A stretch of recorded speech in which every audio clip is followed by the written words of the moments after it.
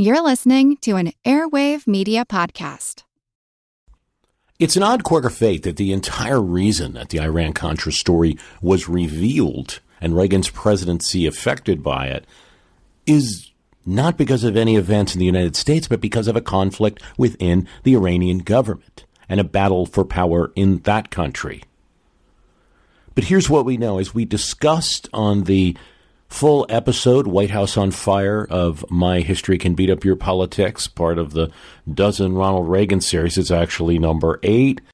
Well, we discussed in that episode, on November 4th, 1986, the New York Times published a story that exposed one of the more bizarre U.S. foreign policy initiatives of modern times, that the Reagan administration, who had entered office on this very conservative hardline policy, was trading arms with Iran, using Israel as a conduit. Their account was based largely on a newspaper account from Lebanon. The day before, November 3rd, Lebanese magazine had reported that Ronald Reagan had been enmeshed in secret negotiations with Iran over the fate of American hostages being held by forces in Lebanon. The administration had reportedly sent an envoy, former National Security Advisor Robert Bud McFarlane, to Tehran in order to talk. The revelations came as a particular shock to American readers because the State Department had identified Iran as a sponsor of international terrorism. Well, what happened? The key player behind the revelation of the Iran-Contra story that started so many events in the United States is Mehdi Hashemi. Now, not to be confused with two other people that have the same name. One is an actor, an Iranian actor, and the other is the son of the former president, Rafsanjani, who's also currently involved in some trouble in Iran. We're talking about another figure, Mehdi Hashemi, who was the leaker of the story.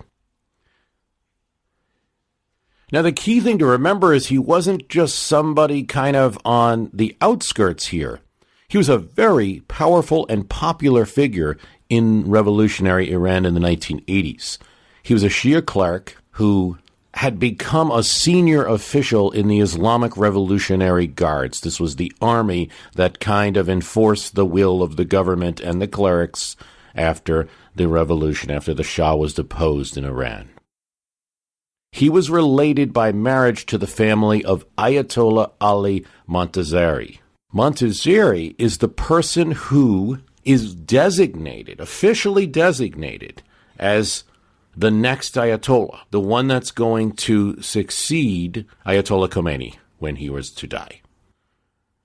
The thing about Mehdi Hashemi is that he's his son-in-law and also a revered patron of him. So Hashemi leads an office that's charged with promoting the Islamic Revolution in Iran to other countries.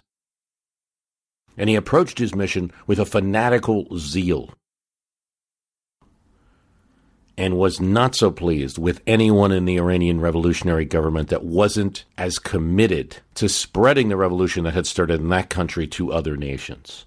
One of his key political rivals is going to be Akbar Hashemi, very common name as you can see, Akbar Hashemi Rafsanjani, Speaker of the Parliament, kind of a pragmatist in the government, and he is going to be one of the central figures in the deals with the United States.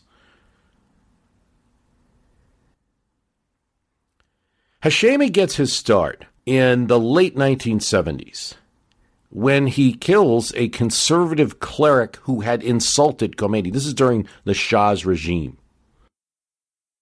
But there is a groundswell of support of Islamic radicalism and support for the Ayatollah Khomeini. And now Hashemi is supported by opponents of the Shah. And he's released by prison because the government sees him as such a hot potato. They release him. And after the revolution in 1979, the Shah is deposed. Hashemi is a hero. And his connection to the Ayatollah Montazeri, who's going to be the heir if anything happens to Khomeini, just puts him in this great spot. So we're not talking about some radical in the government. We're talking about a person who's going to have great importance and a hero in the country. But Hashim is a extremist. He wants to spread the revolution to other countries, and he wants no dealing with Western power. So he's opposing the Iranian government, who at this time, during the early to mid-1980s, are obtaining weapons that they can from Israel and perhaps from the United States in order to give them an advantage in the Iran-Iraq war. He doesn't want any part of it. He doesn't want any part of what he's hearing about providing assistance to the Reagan administration and getting their hostages back. And so he uses a weapon available to him. He leaks news of the dealings to the Lebanese newspaper Ash-Sharia. And once that story's released, and then the New York Times picks it up, we have the beginnings of Iran-Contra. Yet, for somebody who has such an important role, his story isn't well known in the United States. At first, Hashimi has the elites in government that he feels have been faithful enough to the revolution where he wants them, because he has exposed publicly, or attempted to expose publicly, that they met with the United States. In Iran, this is politically embarrassing for the government, could make the government topple. And the rest of the story is that Hashimi kidnaps a Syrian official who's in Tehran. This gives the Iranian government cover to take action against him. Now, the Iranian government arrests him and then announces that he, along with 40 associates, including his brother, will be arrested for treason. The Minister of Intelligence, the former judge of the military tribunals, is his special prosecutor. But Hashimi has powerful patrons, including the guy that's going to succeed Khomeini. And for months, they're going to try to get him out. And even though he's a powerful figure, jail in Iran, of course, is no picnic. The application of 75 lashes for lying, God knows what else. He's being confronted with all the other 40 who have been arrested, who have damaging confessions about all the evil that he was doing. Even his brother turns against him. And after 8 months and 3 different taped interviews, Hashimi produces a taped confession aired on national television and headlined in newspapers as, "I am manifest proof of deviation. Deviation is my ultimate sin. This is why I now stand before you. I began my career with minor infractions, gradually strayed from the correct path, continued it with larger mistakes, then to major sins, and ultimately to the worst sin possible, that of heresy, apostasy, and treason against the Imam, the community, Islam, and the Islamic Revolution. I have to ask myself, what was the root cause of my downfall? I now realize that despicable sinners like myself had no business inside the heir designate's office. I thank God that I have been removed from this office." So you have this kind of like Soviet-style, obviously encouraged confession, whether it was an attempt to get out of there, whether he was being tortured, whether he's told, if you confess, you'll get out sooner. We don't know. We do know that Hashimi had some powerful friends because the heir designate, the Ayatollah Montazeri, is working unavailingly behind the scenes to save him. But the execution is carried out before the sentence even gets public, specifically to prevent Ayatollah Montazeri from putting more public muscle into the appeal to release Hashimi. Hashimi's father-in-law, Montazeri, is not going to be the heir designate after this. He's officially demoted from the successor position in favor of the Ayatollah Khomeini. All right, so Khomeini at the time of the revolution, Khomeini after. He becomes a critic of the government, and he's even jailed at different times during the 1990s and 2000s. Dies in 2009, and actually becomes a member of the Iranian reform movement. So I think it's interesting to hear the story of Hashimi and the role that he played, and because it's in Iran and it's not a country that we have routine contact with or see their news media or hear about events there commonly, unless it's something that you're specifically following or you're kind of an Iranian expert. You do see in this story, just first of all, that it's interesting that the whole Iran-Contra story started because the people that the Reagan administration were dealing with were having political problems from other people in the Iranian government who didn't want them dealing with the U.S. And it is exactly the reverse situation of what Reagan had claimed in the press conference that we played bits of. In that press conference, he specifically noted that he wasn't dealing with the Iranian government. He was dealing with factions within the Iranian government trying to increase their prestige by allowing them to say, hey, we're getting arms from the United States. See how powerful we are. You should let us run the government. An implausible story in a country like Iran. In fact, the situation was exactly the reverse. The Reagan administration, Bud McFarlane, had been meeting with the Iranian government, and it was a faction within the country that didn't want that to happen. Thus the leak. Iran, since the revolution, has always had political actors in its midst, representing a fairly broad range of views, even if all of it was kind of Islamic populism and everyone is always supporting one cleric or another. And sometimes even the country's central authorities have found it hard to constrain the most radical of those elements. So Hashimi was very powerful because he had been dealing with something that was very popular, spreading the Iranian Revolution all across the world. So I think in addition to being interested for Iran-Contra, it just gives you a little insight into the country that even a totalitarian, religious-dominated country like that does not always have one solid viewpoint. There could be many viewpoints, and to some extent, he who lives by the populist sword dies by the populist sword, right?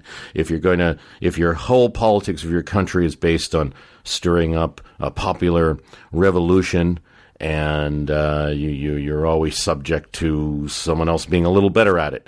In 1987, the threat from Hashimi was quelled, but it certainly could have gone the other way. And we haven't had a friendly relationship with Iran, but some of the governments have been more moderate. And it probably would have been even worse had Hashimi not been caught.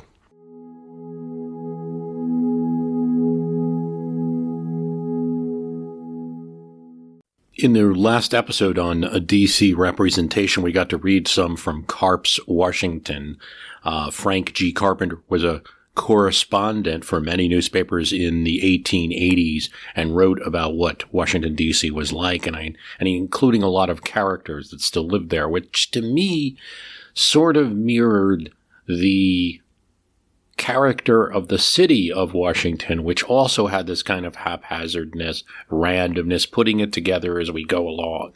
That really was the history of our nation's capital. Didn't get to go to all the stories, but he has a bunch. A curious crank from Texas turned up at the end of President Arthur's term of office. He was respectable so far as appearances went. Not 30 years old, he wanted to present himself as Arthur's successor. Voices from heaven have been urging me to run for the presidency all summer long, he explained. So a week ago, I sold all my sheep, I closed my farmhouse, and here I am. The newspapers are full of the recent visit of a crank to the White House. Many such people present themselves at this shining mansion on Pennsylvania Avenue, and the annals of Washington City are full of their curious stories. In President Arthur's administration, there was one who was convinced that the White House belonged to him. He continually demanded that Arthur move out and let him move in. Once he walked to Washington from his home in the Pennsylvania hills near Pittsburgh. He walked and arrived to take possession of the president's mansion with boots covered in mud.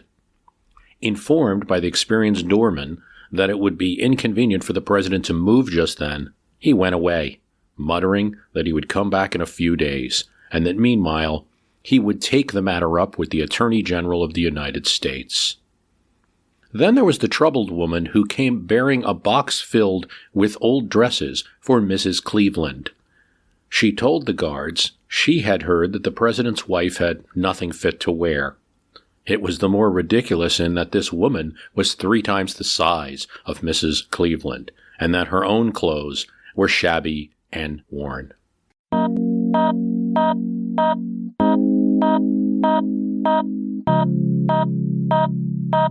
So the story goes, and it's just kind of adding to the legend of James Garfield is that as a professor of the classics, which he was, that he could write sentences with one hand in Greek and then with the other hand in Latin at the same time on the blackboard. And that must have been a sight to see.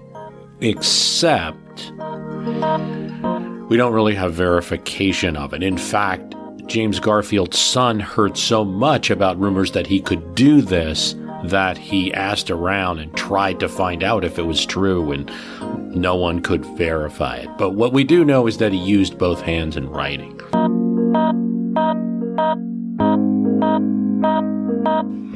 Yeah, so there were other obscure facts about presidents that I didn't get a chance to share with Jeremy. One is that only 8 presidents have been left-handed. But the interesting thing, a good proportion of recent presidents have been left-handed. Including Biden, only 8. Barack Obama, Herbert Hoover, Harry Truman, Gerald Ford, Bill Clinton, and George H.W. Bush, all left-handed.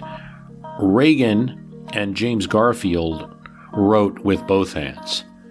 What's the reason for this? Well, we could make all types of talk about, right hand or left hand or neuroscience or things like this, but some of it is the fact that in the past, those school students who were left-handed were actually forced by the school teachers to write with their right. This is the case with Ronald Reagan. He's left-handed, but he's ambidextrous because he was forced to write with his right hand in school. And in a lot of cases, there may be more left-handed presidents than we are aware of, but it was kind of trained out of them, if you will, by the school system.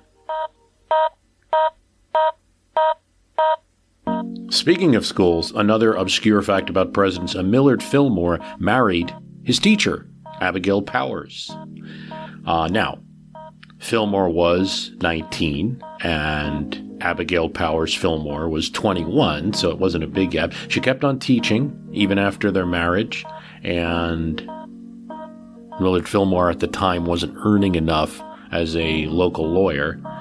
Sadly, Abigail Powers Fillmore was sick in the White House and actually dies the day of Franklin Pierce's inauguration. So right as the Fillmores are watching Pierce be sworn in, it's a cold day, and Abigail Powers Fillmore is lost. Franklin Pierce, as an ex-president, was greeted by a mob at his house. This is after Abraham Lincoln was shot. And Pierce was never seen as a great supporter of the Civil War. I mean, he mouthed support for it, but there were letters discovered in Jefferson Davis's captured home from Franklin Pierce saying he'd never support this vile war. That didn't go over well in the Union. And in Concord, New Hampshire, when Lincoln was assassinated, there were crowds that were going around, kind of like a social mob, if you will, both sharing grief about what had happened, but also making sure that people had their flags up to honor Lincoln's life and to honor the Union. They asked of Franklin Pierce where his flag was. He came out and says, "It is not necessary for me to show my devotion to the Republic, to the Stars and Stripes." He cited that his father had served in the Revolution, that he had served, or his grandfather had served in the Revolution. He had served in the Mexican War, and then he had served as president. Whether or not the crowd was convinced or not, they did give 3 cheers and leave. Another obscure fact, if I needed it, would have been that John Adams and Thomas Jefferson went together when they were early ambassadors of the United States and in Great Britain to see Shakespeare's grave. They chopped a piece of Shakespeare's chair and took it as a souvenir, and presumably they were allowed to do this. This was a time when they were friends. We talked a bit about ex-presidents on that cast, and I was really glad to have Jeremy Anderberg on there. There was one story from George McClellan's book that could have brought up, I wasn't sure if we were going to do a top 10, a top 5. Top 8 is actually kind of cool. Everybody does top 10, so I like top 8. top 8 with one bonus one, which really made it a top 9 obscure stories about presidents. So I had a bunch of them. And one was that we're talking about ex-presidents, how Woodrow Wilson had angered Grover Cleveland. And yes, the two did know each other because Grover Cleveland, as an ex-president, was on the board of directors of Princeton, the board of trustees of Princeton College, while Woodrow Wilson was the president. Woodrow Wilson had this very complicated reform plan that a lot of people at Princeton didn't like. And when you say people at Princeton didn't like, that means alumni who are still very involved in the school, and that he would change the way, manner of instruction and how people were housed. And was not a popular program, but it's what Woodrow Wilson wanted, and Cleveland was against it. Cleveland was traveling, and he asked whether Wilson was going to bring it up, and Woodrow Wilson said, no, it's not going to come up in the next meeting. Then, knowing he wouldn't have Grover Cleveland's vote, he brought it up in the meeting and had enough votes to pass, and Grover Cleveland never forgave him for that. I mean, he didn't have too many years left in his life. Grover Cleveland is an ex-president for Theodore Roosevelt, and he and Roosevelt do get along. When Roosevelt was in the New York legislature, Grover Cleveland was governor, and the two worked together on New York State's reform bill. Grover Cleveland, as governor, could not get the votes of all the Democrats, and so Theodore Roosevelt, who was at a very young age leading the Republicans in the New York State Assembly, was able to deliver the votes on civil service reform for Grover Cleveland. So the two had worked together, and he would honor him and put him on a few committees when Theodore Roosevelt became president. He dies in June of 1908. At his funeral in Princeton, New Jersey, is where he's buried. President Roosevelt, Governor Fort of New Jersey, Hughes of New York, Hoke Smith of Georgia, former members of President Cleveland's cabinet are there.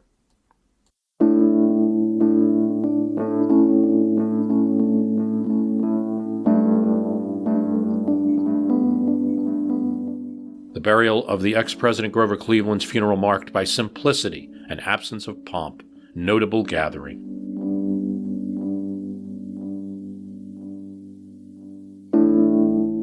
Along the streets from the house to the cemetery, National Guardsmen mounted and on foot policed the way. As President Roosevelt passed through the gate leading from the Westland grounds, the militiamen presented arms, and the president doffed his hat in recognition.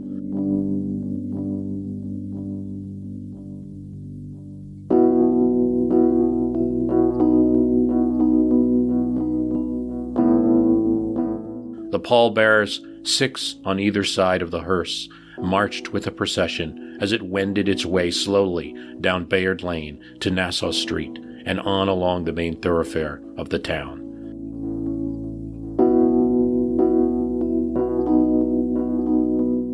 Business had been suspended during the afternoon, and curtains were drawn in many of the Princeton houses. The silent crowd stood with bared heads as the procession passed along into Van Venter Avenue, and the old bell in the tower of Old Nassau had tolled mournfully.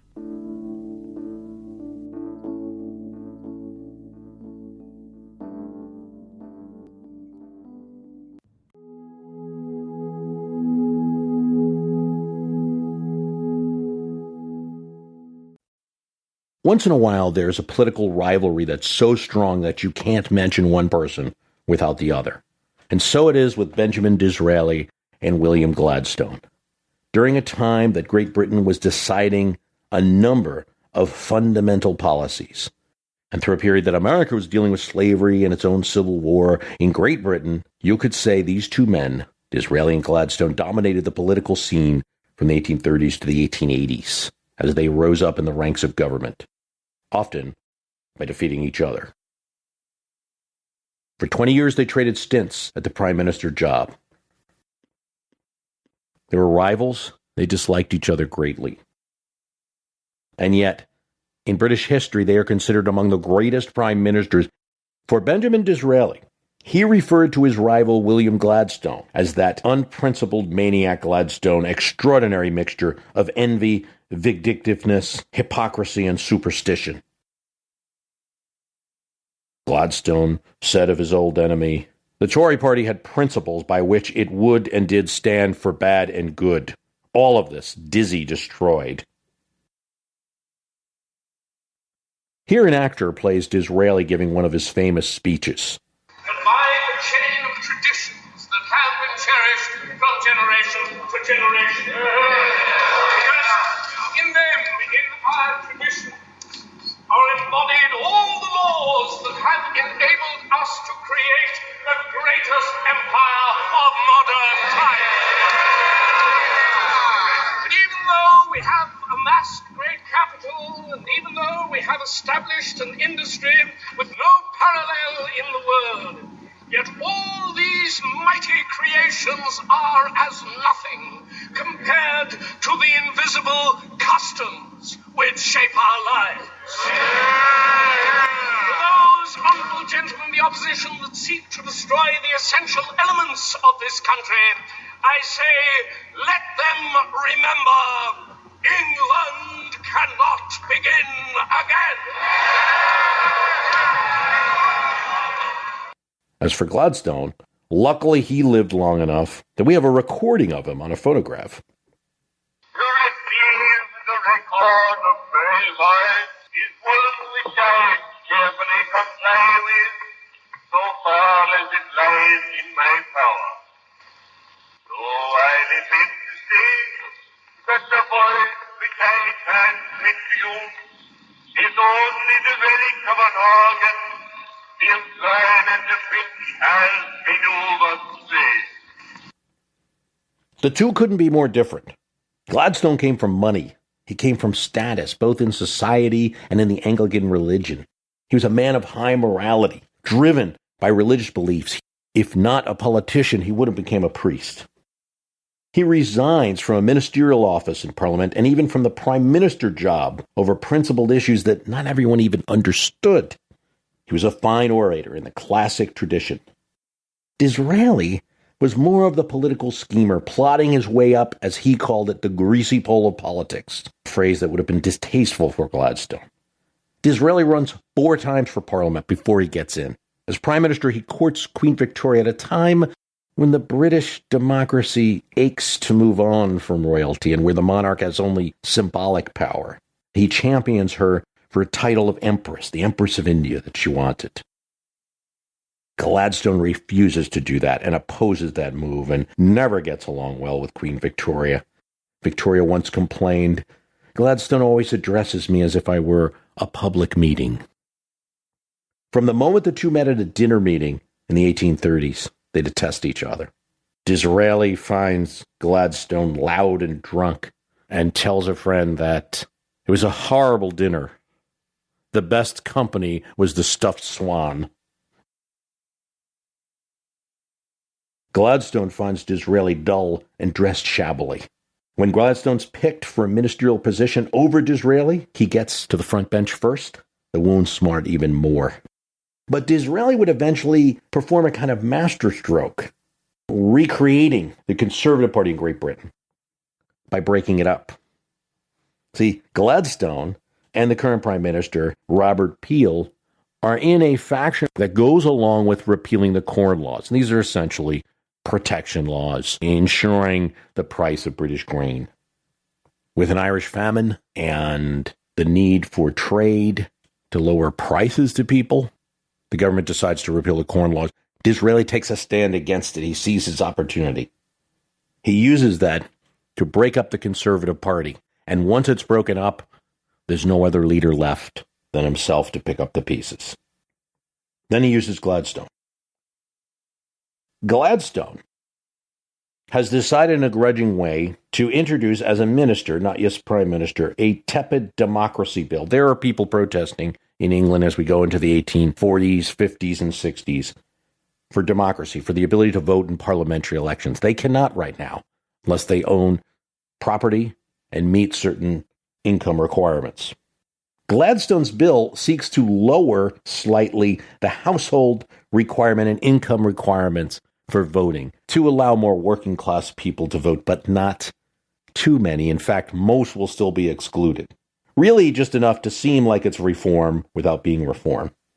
Disraeli, as a conservative opposition leader, opposes this measure and gets those conservative liberals in Gladstone's party to oppose the measure as well.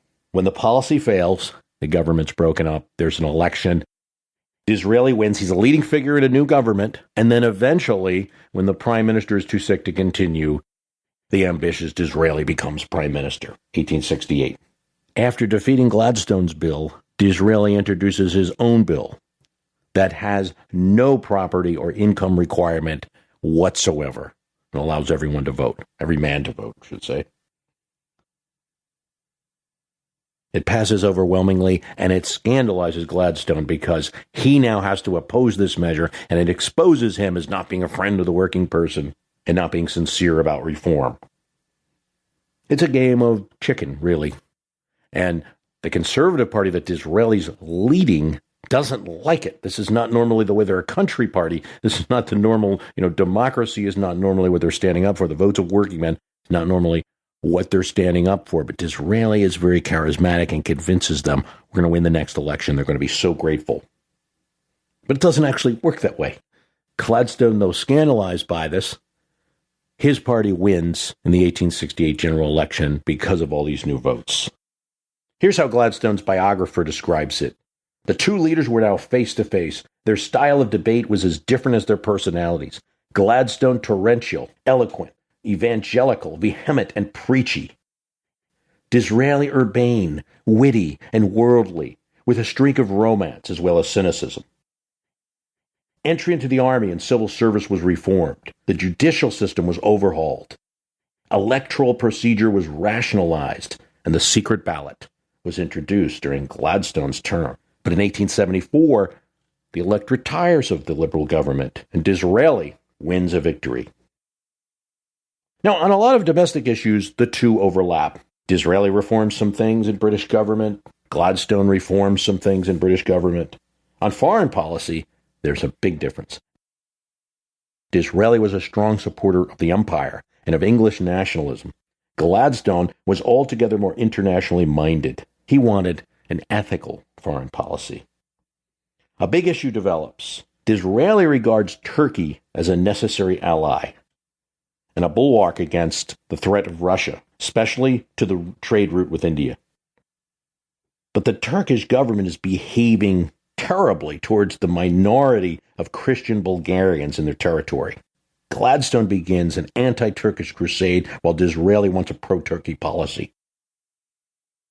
It is at the Congress of Berlin in 1878 where the Russian and Turkish war is settled, and Bismarck and Disraeli get credit for sitting down and organizing the peace.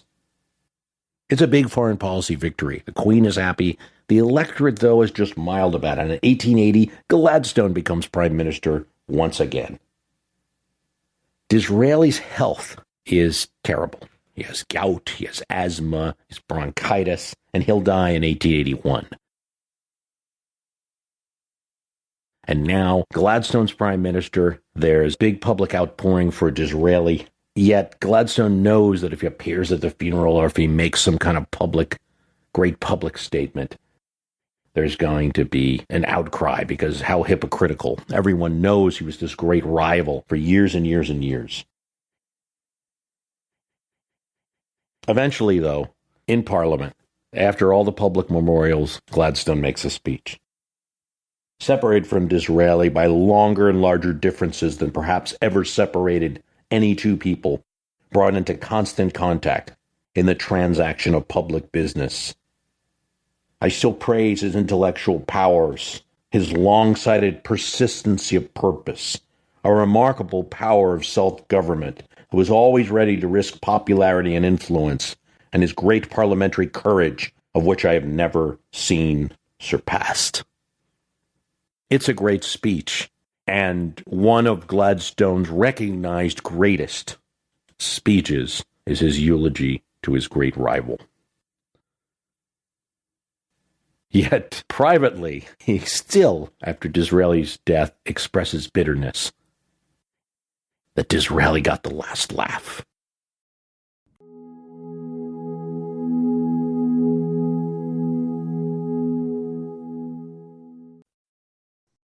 Today's show is brought to you by Vanguard. To all the financial advisors out there, whose job is to help your clients keep more of what they earn, Vanguard is here to help you with that.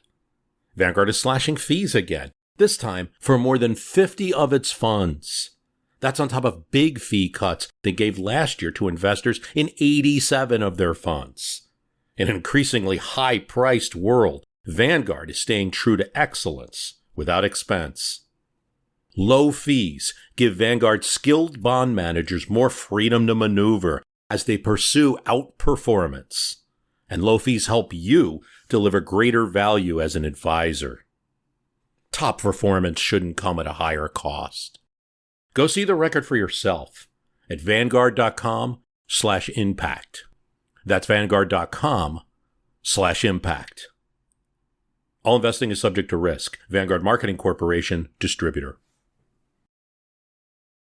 Ready to transform your career in real time from where you are? Brown University's flexible online master's programs will help expand your business influence and your network in just 16 months. Choose from management, business analytics, or organizational leadership programs that will prepare you for today's most pressing business challenges without putting your life on hold. Scholarships available. Tap to learn more. Michelle Minton writes, Bruce, I've generally enjoyed your podcast over the last year, and I'd love to hear from you doing a show covering the history and regulatory authority of federal executive departments in relation to two hot topics today, the FDA and its ban on alcoholic energy drinks, and the TSA with its recent enhanced pat-down and scanner issues. Good question, Michelle. Thank you for listening. It starts in a way with a debate that goes back to the early days of Republic, and a debate that was solved by the first president. Did departments work for Congress or the president? Who's actually in control of administration? Congress funded them, but the president was allowed to ask any question, inquire of any federal department or officer, anything you wanted. That's in the Constitution. So if Congress is funding these departments, and when the federal government started, incidentally, it was essentially George Washington and 500 employees of the Treasury, most of which were going to go out there and collect taxes, reporting under Alexander Hamilton, the Treasury Secretary, and about 22 employees of everything else. So there wasn't a large federal government, but there was a federal government there. So who was in charge? Did Congress run Alexander Hamilton, the Treasury Secretary, because they provided his budget? Or did the president? It was settled in a sense by Washington, and he had the authority to do it. He just simply started commanding these departments. Sure, they had to present what they were doing to Congress. Sure, they had to get funding from Congress. But day-to-day running, that was Washington's job, and he met routinely with his cabinet, which at the time was Alexander Hamilton, Henry Knox, the Secretary of War, Thomas Jefferson, Secretary of State, and eventually Edmund Randolph, the Attorney General. They worked for him. The executive departments, in effect, are an extension of the executive. So, just as the Treasury Department and all of those tax collectors going out throughout the country collecting excise taxes were representatives of Washington, the FDA and the Transportation Security Administration today are among our representatives of President Obama, an extension of the president. We decided that there would be one president, single executive, and these are extensions of him. It all started in 1790. To understand the Food and Drug Administration, I think it comes out of two things. One is a long history of what had been American healthcare, and that is really patent medicine. And the second is the progressive movement at the turn of the century. So medicine in America, really even going from colonial days, going back to the turn of the century, is principally medicine, is principally drugs, pharmaceuticals.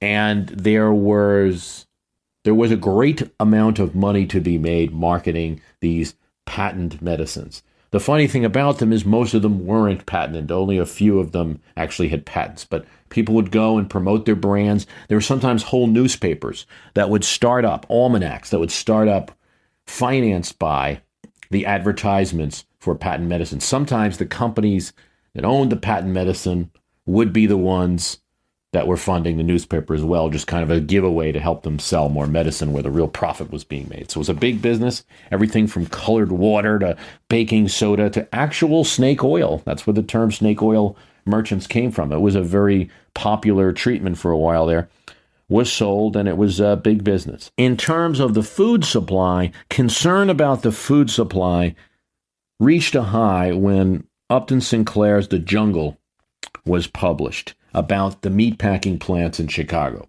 And some of the horror stories on how long the meat was left, rotting and then still sold and packaged and sold and colored or what have you.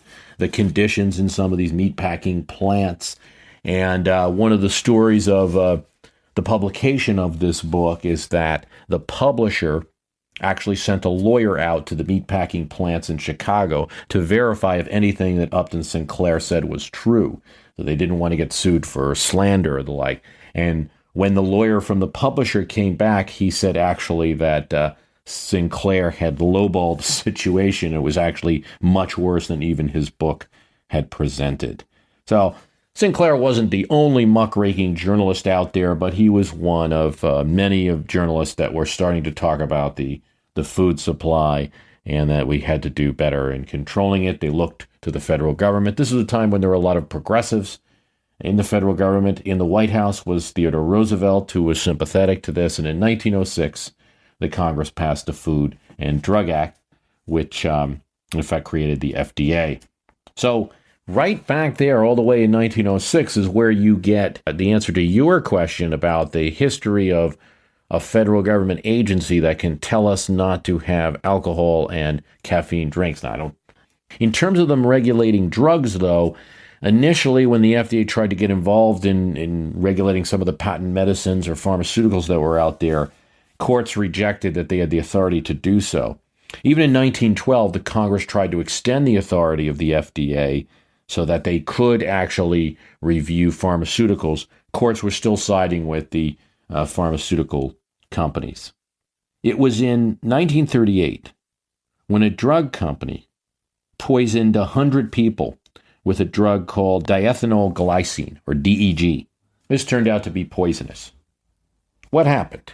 Because even in the days before the FDA, it wasn't like companies just made whatever they wanted. They obviously were, even in a free market system, they were concerned about killing people because they wouldn't have any customers, after that. So generally, you would have chemists in the company, and also you would conduct animal testing, even without the FDA pushing you to do it. Well, this manufacturer skipped the animal testing. They did have a chemist on staff, and the chemist simply didn't know that DEG was poisonous. So after that, and there was tremendous outrage over this, and all they were able to ever do to the company was give them a minor fine. Never really a fine for anything they did wrong. The FDA was given new powers by the New Deal Congress and given the authority to review drugs before they were made. And now you have the FDA intensely involved in the making of drugs.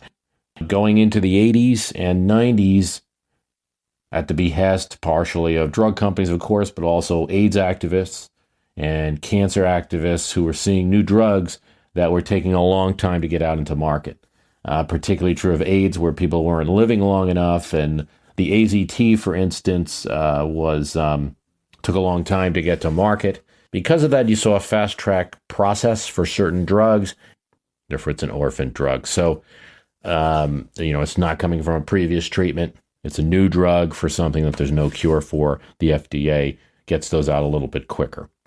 The federal government is no longer 522 people. It's a vast organization, and things like the TSA, now under the Department of Homeland Security, previously a very small agency, and prior to 9/11, you have a vast federal government. It all reports to the president, but is funded or not funded by Congress. So if the question is, why does the federal government have the right to tell me I can't drink like a caffeinated alcoholic beverage, or the federal government, forcing me to go through a pat-down scanner? Complexity of modern life. You had here a drug manufacturer that's selling things now, not just in one area where a state could regulate them, but selling things all over the country. Federal law supersedes, and federal law, and the federal government has regulatory rights where there's interstate commerce.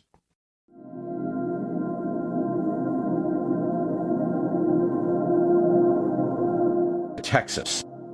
Texas joined the Union in 1845. President John Tyler saw to it after he saw that James Polk was elected on the issue of Texas, among other things. He pushed it through.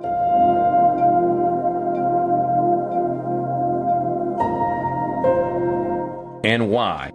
Because the redcoats were coming. Yes, that was the fear. As Andrew Jackson said, if we don't occupy Texas, the British will come in.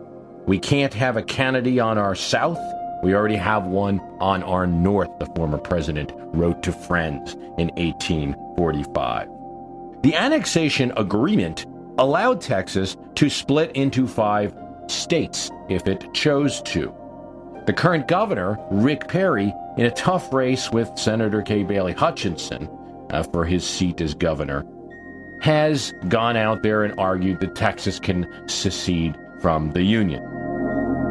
Now, the question is, can it do so? That's what Gerard Mendel asks. I've been a big fan of the podcast for a while now. I have a question. When the Republic of Texas was annexed, the document supposedly provided that it could be split into 5 states. Does that mean Texas can divide itself without an additional act of Congress? So he's not really asking if Texas can secede, but he's asking about the 5 states. But let me deal with the secession since the governor of Texas brought this up.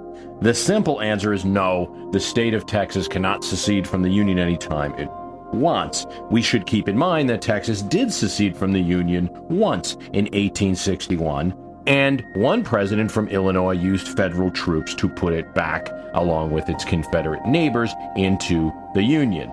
And if Texas did that today, the second president from Illinois, I imagine, would use his army to force it back into the Union. Or he'd just try to charm them back or something. And there is really no way to unstate a state. We talked about this in the statehood podcast. Once you're a state, there's no provision to unstate. There is a provision to split up states, as long as the originating state agrees. So, looking at the annexation treaty, it looks like Texas is allowed to split up into 5 states. But the way I view that, so can California, so can Pennsylvania. The trouble you run into just trying to use the annexation document is not only is it very old, and I just think that courts would have a problem applying those rules to today, but you also have the problem of the 4 additional states. Assuming if you create 5 states, one of them is going to remain Texas. What about these new 4 states? South Texas, West Texas, East Texas, whatever you want to call them. Southern Oklahoma, I don't know what the states would become. They would need, in my view, approval by the Congress to become states in their own right. Otherwise, those 4 would never become states. So I think you need an act of Congress for the whole thing to happen. I don't think it will happen, and just like I don't think seceding from the Union will happen, but it is a good political issue, I suppose.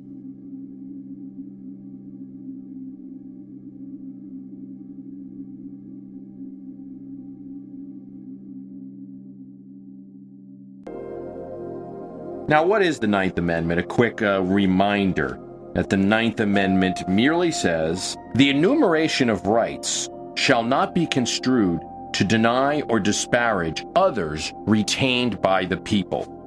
There was some concern that if you attached a Bill of Rights to the Constitution, that by saying the government couldn't do this, government couldn't do that, and enumerating certain of the rights that the people have, that would limit rights.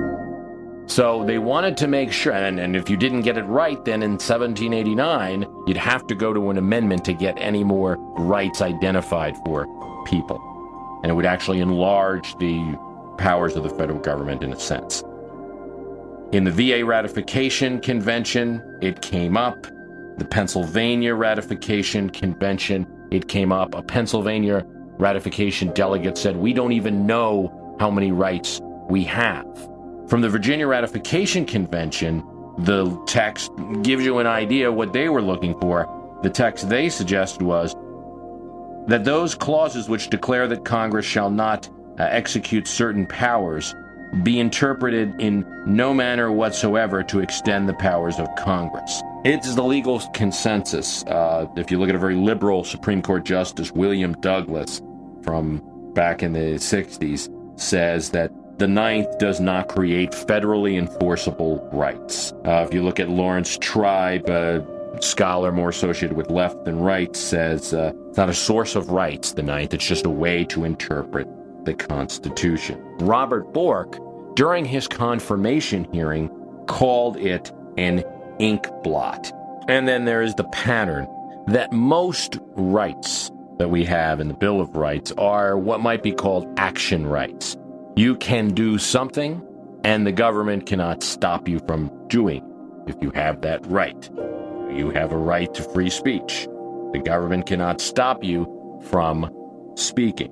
There are circumstances where they can, but it's a pretty high test, high bar. So asserting, as we had suggested on the podcast, that you have a right, the government, to provide you health care might be challenging when one looks at the rest of the rights in the Constitution. They're action rights, and none of them are demands that government do something for you.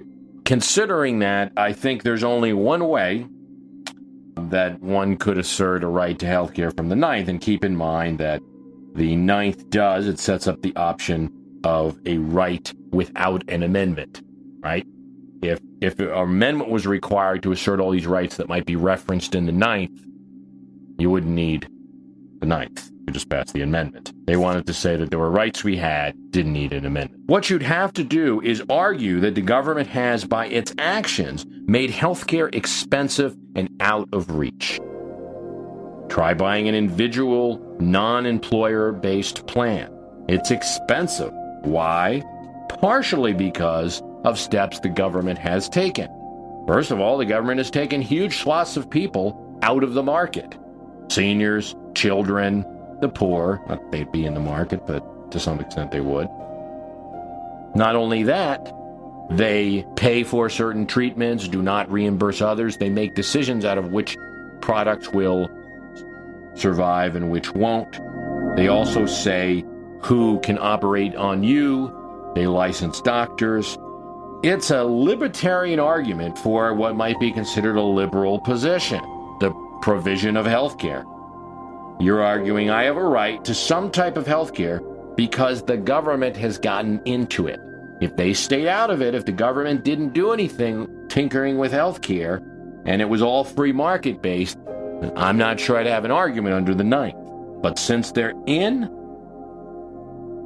interfering, and they're making my ability to get health care more difficult, more expensive, my right to life is being abrogated by the government's actions. And so, though it's not referenced as a right in the Constitution, the government has to do something for it. Will it happen? Probably not. Has it happened? No, I'm not aware of any argument made in a court. I could be proven wrong. But it's probably the only way to do health care using the Ninth. More about the Ninth. Jeremiah writes, has the Ninth been used to justify same-sex marriages? Is there any precedent for this that you are aware of? Not that I know of directly, but essentially, I'm sure there'll be cases where the Ninth is used. Essentially, if we shift from a right to health care to I have a right to marry my partner, even if they are same-sex, you are on, I think, a better plane in using the Ninth than for the argument that the government has to provide me health care. Marrying someone is an action, and the government stopping you from doing it is the type of thing that constitutional rights protect. The Ninth has been used to assert a right to privacy in Griswold versus Connecticut, in Doe versus Bolton, which was done the same day as Roe v. Wade. In the case of Griswold, it was partially used to assert a right to marital privacy. Only one justice mentioned the Ninth. But the Griswold precedent is a little different because there are other amendments that deal with privacy. The idea of quartering soldiers, the idea of you don't have to be forced to testify against yourself, even to some extent the Second Amendment. I mean, there's a keep and bear arms. I mean, there's a privacy element to many of these rights. So the Ninth was used in those cases. A right to parenting was asserted by justices as different on the spectrum, or as far apart on the spectrum as Ruth Bader Ginsburg and Clarence Thomas in a case called Troxel versus Granville, which asserted the right of, this was in 2000, asserted the right of parents to raise children. Interestingly enough, Justice Scalia and John Paul Stevens actually were in dissent in this particular case. Now, Thomas did not argue using the Ninth, but he did assert that the Constitution grants a right to parenting. Scalia disagreed. The only way to assert that the Constitution gives you a right that is not written in the document is to use the Ninth, at least as an interpretive tool, whether he mentioned it or not. A decision in the 30s, U.S. Public Workers versus Mitchell, asserted that workers have a right to political activity. Not exactly the same as speech. It can take a lot many more forms than speech. Political activity was a right. Obviously, it's related, again, anchored to that, mimics the First Amendment. So now, in the case, they said it wasn't like any right. It's subject to some testing versus other people's rights. Now, in this case, federal workers, if they took the federal job, they could not engage in political activity. That's what the Hatch Act says. So that was ruled constitutional. They took the job. They're agreeing to some extent to waive their right. But it did assert that we have a right to political activity, and again, that's not mentioned in the Constitution. So you want to marry someone, the state won't let you. I think that the Ninth could be very useful in the pursuit of an action right, such as the right to marry. That's all for today, and the website's myhistorycanbeatupyourpolitics.com. I want to thank you for listening.